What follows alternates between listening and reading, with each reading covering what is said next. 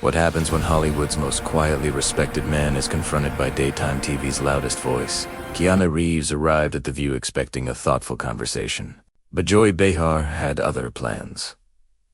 What unfolded wasn't just uncomfortable, it was a public unraveling of kindness, dignity, and power on live television. Before the cameras stopped rolling, lines were crossed. Silence became a weapon, and one man walked out, leaving a room full of people who finally understood what real strength sounds like. You've built an entire career saying nothing. Maybe because you have nothing to say. The words didn't just fall from Joy Behar's lips, they hung in the air, sharp and deliberate, each syllable crafted to cut. This wasn't the usual rhythm of television banter or the choreographed dance of celebrity interviews. This was something different, something intentional. The silence that followed wasn't empty, it was charged, heavy with tension, wrapping the studio like thick fog. Joy leaned back in her chair, not retreating but positioning herself to watch the effect of her words. Her smile, fixed, had shifted from warm to predatory, suggesting she knew exactly what she was doing and relished it.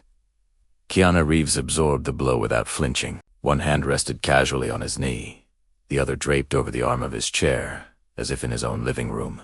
Beneath that trademark calm, something subtle shifted, not in posture or expression, but in the quality of his presence, like a lake appearing still while deep currents move beneath. The audience felt it before they understood it, a collective intake of breath, palpable though almost inaudible. They had expected the usual pleasantries, softball questions, and promotional sound bites. Instead, they witnessed something raw, more real than the polished interactions they were used to. Minutes earlier, the atmosphere had been entirely different. Keanu walked on stage with effortless grace, his charcoal blazer perfectly fitted, embodying understated elegance that needed no announcement. The audience welcomed him warmly, the kind of applause reserved for actors who remain beloved in an industry that often devours its own. The introductory package played as expected, clips from his latest film interspersed with iconic moments from decades of work: Neo dodging bullets, John Wick moving through shadows, Ted Theodore Logan being excellent to everyone. The montage painted a picture of a man who had transcended typical celebrity, becoming mythic and enduring.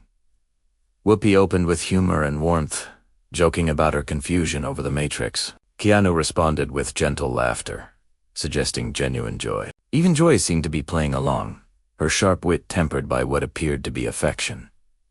But live television is fluid. Conversations can pivot on a single word, a tone, a fleeting moment. What began as a celebration slowly shifted. Joy initially spoke with curiosity, discussing Keanu's reputation as Hollywood's most beloved introvert and the internet's adoption of him as a patron saint of decency. "Keanu, you've become this Zen icon," she said, her voice tinged with admiration. "People call you the internet's boyfriend. You're calm. You're gentle. You're famously silent." Keanu received it with characteristic humility, neither embracing nor rejecting the labels. His slight, genuine smile reflected someone at peace with being misunderstood. Then came the subtle shift. Joy leaned forward, her body suggesting engagement, but her eyes sharpened. "Is it wisdom, say, hasket, just comfort?" The question lingered like smoke, no longer entirely friendly, hinting that perhaps his famous reserve hid emptiness. Keanu responded with measured thoughtfulness, his voice unhurried and genuine. "I think there's value in knowing when to speak and when to listen, diplomatic without evasiveness, philosophical without pretension." It was exactly the response that had earned him the reputation as Hollywood's most grounded soul. But Joy wasn't finished. She had sensed something in that first exchange, some vulnerability or uncertainty that only a skilled interviewer would notice. Her follow-up came quickly, before the moment could settle, before Keanu could fully establish his rhythm. "Do you stay silent because you're afraid? Say, preserve, or because you just don't have anything to say?" The second question was sharper, more direct in its implications. It suggested cowardice or intellectual vacancy charges that cut deeper than typical celebrity gossip. The audience shifted slightly, sensing something beyond normal interview boundaries. Behind the cameras, The production crew noticed. A production assistant gripped her clipboard tightly, knuckles whitening. In the control room, a junior producer looked up just in time to catch Joy's brief, calculated glance toward the director's booth, a moment of communication, steeped in preparation and intent. This wasn't spontaneous. It was controlled demolition, executed with the precision of years of live television experience. Joy Behar had built her career on moments like this, where politeness gave way to something primal and honest. She knew great television often lived between comfort and confrontation. The cameras rolled, capturing every micro-expression, every subtle shift in body language. The lighting remained constant, but the emotional temperature had changed so drastically it felt like a different show. What had begun as a routine promotional appearance was becoming something else, something that would be discussed and analyzed long after the credits rolled. Through it all, Keanu Reeves sat perfectly still. His silence, now more than a personal trait, had become almost performance art. The man who built his reputation on saying less was being challenged to prove that his quietude contained substance, not void. The moment stretched, tense, and elastic, as America watched to see how one of its most beloved figures would respond to having his persona questioned on national television.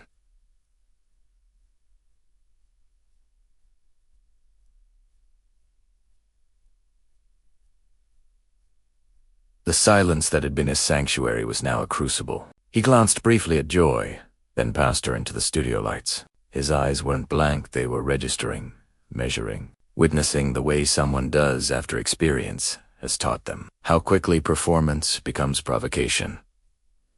The audience didn't know how to react. They looked to the other hosts. Whoopi flipped through her cards too quickly, not reading. Sunny kept her gaze down. Sarah sat with hands neatly clasped, lips tight. Keanu finally moved a slight shift of his shoulders. "A breath sometimes," he said. "Silence is mercy. That's all." And then the mood changed. The studio wasn't cold, but the energy chilled. Something quiet settled over the stage, not defeat, not drama, just stillness that swallowed Joy's line and returned something unexpected.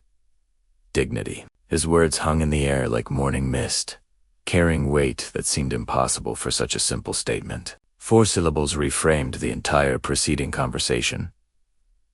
The phrase wasn't defensive or angry, it was philosophical, delivered with the quiet authority of someone who knows when to speak and when to withhold. In that moment, Keanu transformed from target to teacher, offering a lesson in grace under pressure. Joy's eyes, narrowed, barely visible, but enough for a close observer to see she wasn't done. Her smile remained, thinner now, less amusement, more calculation. Her professional instincts, honed over decades of live television, had kicked in. She had started something, and her reputation demanded she'll finish it. She leaned back slowly, crossing one leg over the other. Her posture appeared relaxed, but her fingers tapped lightly on her cue card, signaling otherwise. The gesture suggested casualness, but carried the undertones of someone preparing for the next phase of an engagement that had already moved beyond typical daytime entertainment. The floor manager glanced at the clock. They were running over time. No one interrupted. The usual rhythms of production were suspended in favor of something organic, unpredictable. Carefully timed segments and commercial breaks had become irrelevant in the face of genuine human drama. The audience held its collective breath. They had come expecting celebrity interviews and sound bites. Instead, they witnessed something raw, authentic, more real than anything polished they were used to. The energy in the room had shifted so dramatically it felt like a different show entirely. The wide shot showed Keanu seated in quiet composure, the picture of calm. The close-up revealed more. Eyes fixed, focused, not cold, not angry, but certain. Ready? The camera captured the moment when passive endurance became active. Awareness when someone stops merely surviving an attack and begins consciously choosing their response. Joy shifted slightly, now looking toward the audience, gesturing as if drawing them in. "You've built this image," she said. "This reputation. But real people activists, journalists, public thinkers, they take a stand. You just smile and disappear. The accusation was sharper this time, more pointed. She wasn't questioning just his silence, but his entire approach to public life. The implication was clear. His famous reserve was cowardice, his refusal to engage a moral failing rather than a personal choice. The shot cut briefly to the audience. One woman frowned. A man folded his arms. Someone in the back tilted their head. The cameras captured the collective discomfort, the sense that something had shifted beyond acceptable discourse. Keanu remained still, silent. The tension didn't erupt. It thickened. A fog everyone seemed to inhale. His refusal to engage in the verbal combat television thrived on, created a different kind of drama, one resting on restraint rather than escalation. Then, above the heads of the panel, a roaming camera caught a quiet glance. Joy, once again, stole a look toward the control room. A check-in signal, hard to read, but caught on tape, frozen in digital memory. The moment revealed the calculated nature of what had seemed spontaneous a preparation, masquerading as improvisation. Keanu turned slowly toward her. He didn't interrupt. He didn't defend. He simply waited. The movement was deliberate, carrying the weight of someone who had learned to navigate treacherous waters with grace. His patience became a kind of power, filling the space between them with something almost ceremonial. Joy, perhaps for the first time, seemed aware of the imbalance she had created. The kindness in him wasn't weakness. It wasn't empty. It was boundary, and she had crossed it. Her professional confidence, built over decades of live television combat, had met something immovable, something that wouldn't bend to manufactured controversy. The moment stretched not awkward, not broken, but purposeful. Silence evolved into something approaching art, a demonstration of power through refusal to participate in another's performance. Off camera, someone whispered to Rolbiro, "No one moveth." This wasn't a misstep. It was the beginning of something unscripted, something that would ripple through social media, entertainment journalism, and the collective consciousness of a culture that had forgotten what dignity under pressure looked like. The carefully constructed artifice of daytime television gave way to something genuinely human, and none of them would ever be the same. Keanu Reeves, Hollywood's kindest man, had come expecting conversation. He was walking into something else entirely.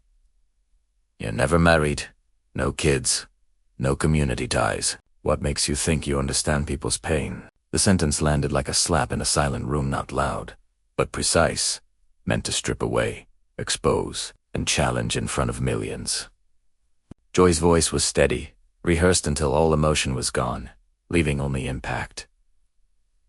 The studio froze. No murmurs, no awkward laughter, no producer dared whisper.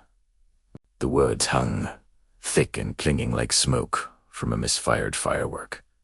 On the host panel, Whoopi's head turned slowly, registering surprise without a word.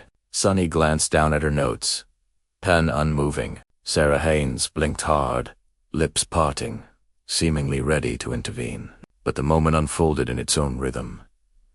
The audience didn't gasp, they held their breath. A camera moved on a slow dolly, instinctively drawn to the only movement.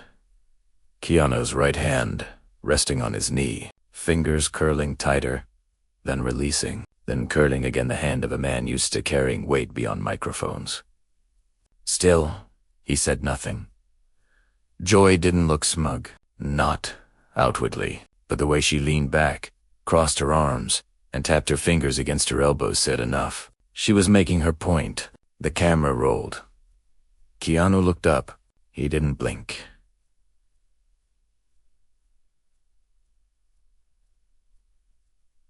The silence stretched not long, but long enough to make people uncomfortable.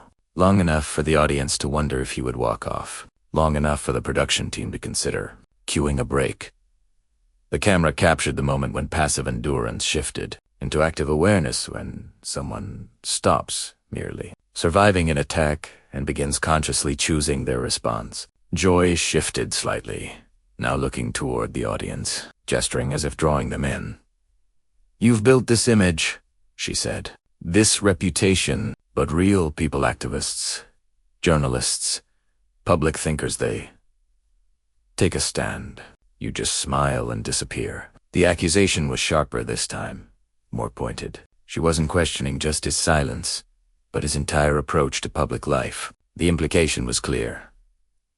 His famous reserve was cowardice, his refusal to engage a moral failing rather than a personal choice.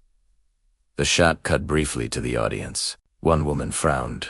A man folded his arms. Someone in the back row tilted their head, as if something didn't sit right. The cameras captured the collective discomfort. Joy's words had created the sense that something had shifted beyond the usual bounds of discourse. Back to Keanu, still, silent. The tension didn't erupt. It thickened. A fog everyone seemed to inhale. His refusal to be drawn into the verbal combat television thrived on created a different kind of drama, one based on restraint rather than escalation. Above the panel, a roaming camera caught a quiet glance. Joy stole a look toward the control room, a subtle check-in, hard to read, but caught on tape, frozen in memory. The moment revealed the calculated nature of what had appeared. Spontaneous preparation masquerading as improvisation. Keanu turned slowly toward her. He didn't interrupt. He didn't defend. He simply waited. Every movement was deliberate, carrying the weight of someone who had learned to navigate treacherous waters with grace. His patience became a kind of power, filling the space between them with something almost ceremonial. Joy, perhaps for the first time, seemed aware of the imbalance she had created. The kindness in him wasn't weakness. It wasn't empty. It was boundary end. She had crossed it. Her professional confidence, honed over decades of television combat, had met something immovable, something that wouldn't bend to manufactured controversy. The moment stretched not awkward, not broken, but purposeful. Silence evolved into something approaching art, a demonstration of the power of refusing to participate in someone else's performance, off camera. Someone whispered to Roby, "No one moveth." This wasn't a misstep, it was the start of something unscripted, something that would ripple through social media, entertainment, journalism, and the cultural consciousness, reminding people what dignity under pressure looked like. Daytime television's carefully constructed artifice had given way to something genuinely human. Keanu Reeves, Hollywood's kindest man, had come expecting conversation, but he was walking into something else entirely. "You never married, no kids, no community ties. What makes you think you understand people's pain?" The sentence landed like a slap in a silent room, not loud, but precise, exposing and challenging in front of millions. Joy's voice was steady, rehearsed until all emotion drained away, leaving only impact. The studio froze. No murmurs, no awkward laughter, no producer dared whisper. The words hung in the air, thick and clinging like smoke from a misfired firework. On the host panel, Whoopi turned her head slowly, registering surprise without a word. Sunny glanced down at her notes, pen unmoving. Sarah Haynes blinked hard, lips parting, seemingly ready to intervene. But the moment unfolded in its own rhythm. The audience didn't gasp, they held their breath. A camera moved on a slow dolly, instinctively drawn to the only movement. Keanu's right hand, resting on his knee, fingers curling tighter, then releasing, then curling again, the hand of a man used to carrying more than microphones, used to carrying weight. Still, he said nothing. Joy didn't look smug, outwardly, but the way she leaned back, crossed her arms, and tapped her fingers against her elbows said enough. She was making her point. The camera rolled. Keanu looked up. He didn't blink.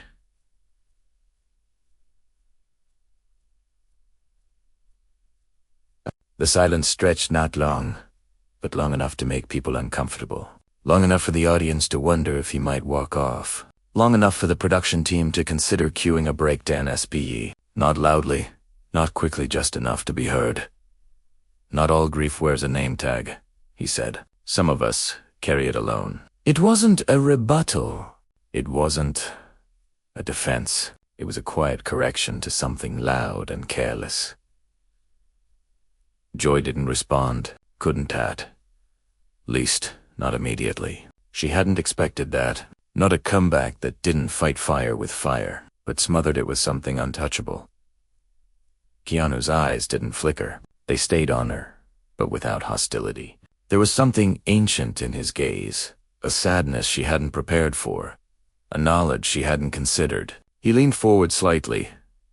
There's a kind of pain, he said, that doesn't come with a headline. No funeral, no legal document, no Instagram caption. It doesn't ask for sympathy. It just shows up and stays in the back row.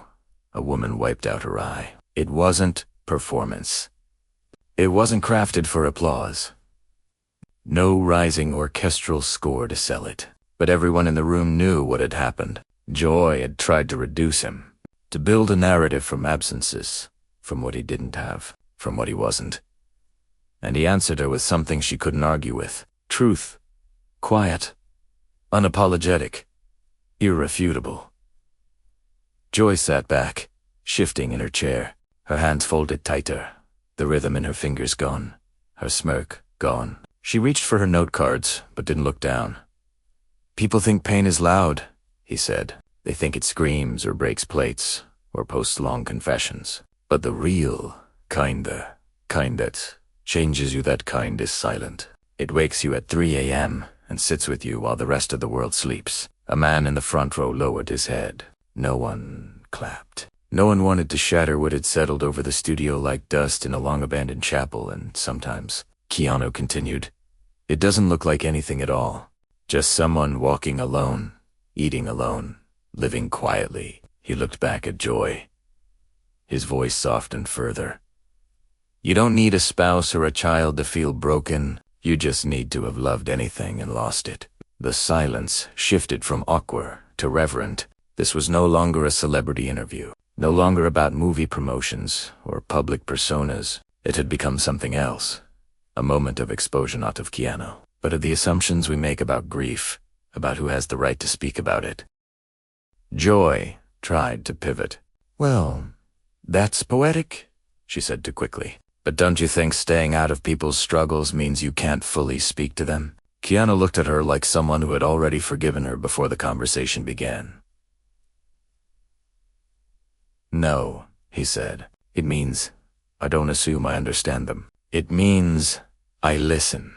It means I don't turn someone's pain into ratings. His words didn't rise in tone, but the edge was undeniable. A producer off camera lifted a hand, signaling a break, but it was too late. This wasn't television anymore. This was testimony. Joy's eyes narrowed. She knew. Italiano, she knew the audience had shifted. She had pushed too far, sighed too much, but she wasn't ready to surrender. So what then? Say, ask it. You show up, say nothing, and expect people to call it wisdom. Keanu tilted his head. No, he replied. I expect nothing. But if someone finds peace and quiet, I won't apologize for that. Someone in the third row clapped once and stopped. Joy opened her mouth again. The whoopee stepped in. Let's take a moment, she said, smooth but firm. Let's just breathe. The audience exhaled as one. Keanu didn't smile. He simply sat back, hands resting in his lap. Joy sipped her water too fast, nearly coughing. The damage had been done not to Keanu, but to the illusion that silence is weakness, that quiet people have nothing to say, that not being seen means not being real. Keanu had said more in 2 minutes than most could in an hour-long monologue. The room finally understood. They weren't watching a man defend his image. They were watching a man live in his truth. For the first time that day, no one had anything clever left to say. The hum of the lights, the shifting of a shoe, the soft pop of a throat to the studio exhaled with the weight of the moment. And then, in the same quiet tone he had carried through every scene, every silence, every shadow life had handed him, Keanu spoke. Since you brought that up, he said, barely louder than a whisper. I wasn't going to. He reached slowly into the inside pocket of his jacket, not dramatically, deliberately.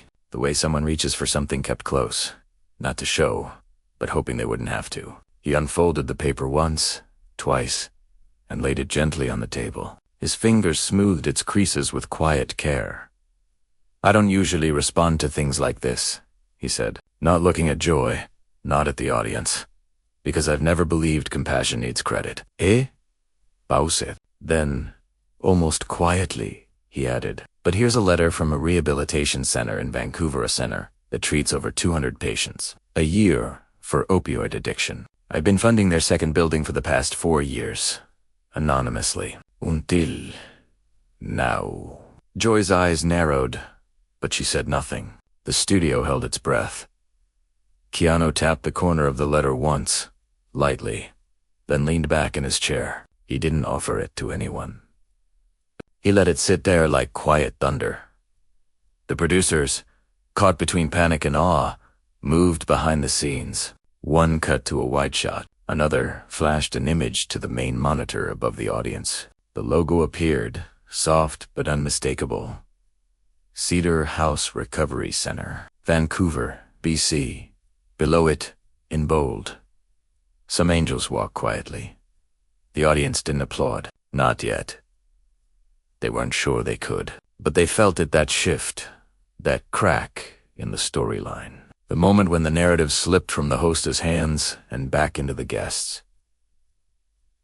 Keanu didn't smile. He didn't smirk. He didn't raise his voice or lean in. He just sat, and the silence spoke. Everyone in the room, everyone watching at home, understood something unspoken. The man accused of turning away had been walking toward the fire all along quietly, unseen, unthanked. It wasn't a defense. It was a reminder that not all kindness needs to be loud, and not all noise deserves belief. Joy cleared her throat once, then again, but her next line didn't come. Not because she lacked words, the room no longer wanted them. "My son, I never got to thank you." A voice came from the second row, left side of the audience, halfway between camera and spotlight. It cracked, mid-sentence D kind of sound that doesn't ask for attention, but claims it anyway because it is real. Keanu's fingers brushed the letter again as he folded it back into his coat. He looked up, eyes soft, following the voice that had broken the studio's thin silence.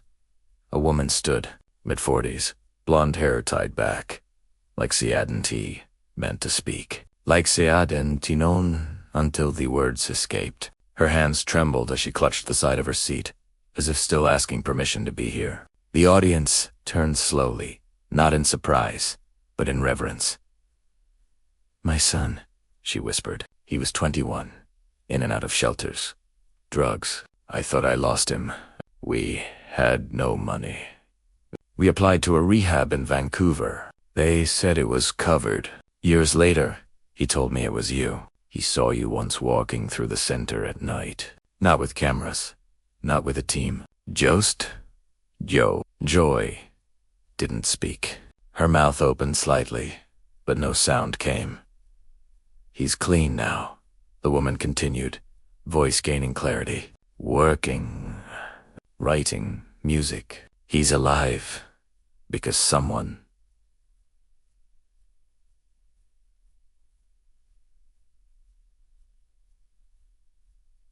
we never met believed.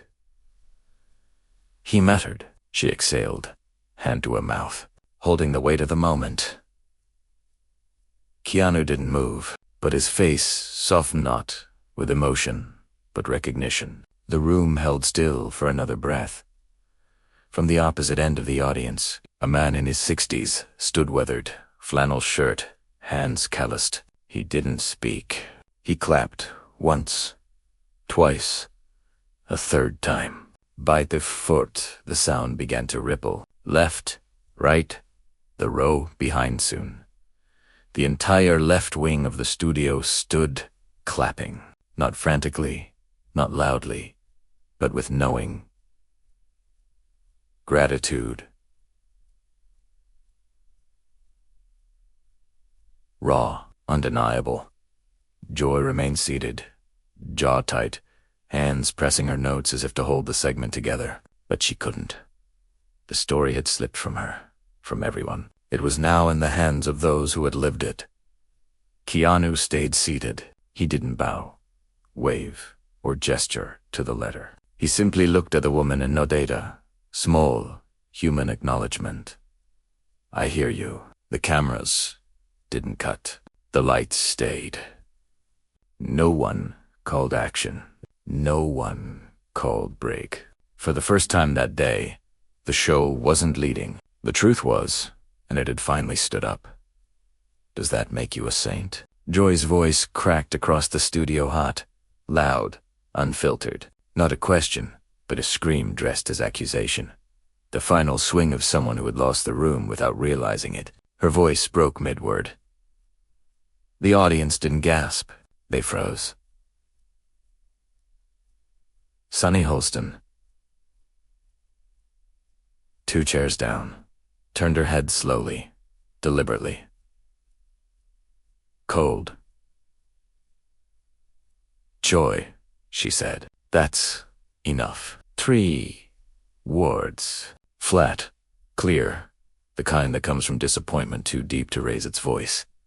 The wide camera panned too fast, then pulled back. On screen, for half a second, Joy was caught mid-motion, eyes wide, fingers curled around her notes as if to shield herself. They couldn't.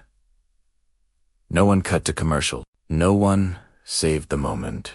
Joy had lost not the argument, but the room. Keanu stood, slow and steady, letting the shift settle. His voice was calm, measured, but heavy not with rebuttal, but with release. Kindness isn't a shield, he said. He looked at Joy not with disdain, not wheat pity, but with clarity. But cruelty isn't a sword, either. It wasn't a clapback.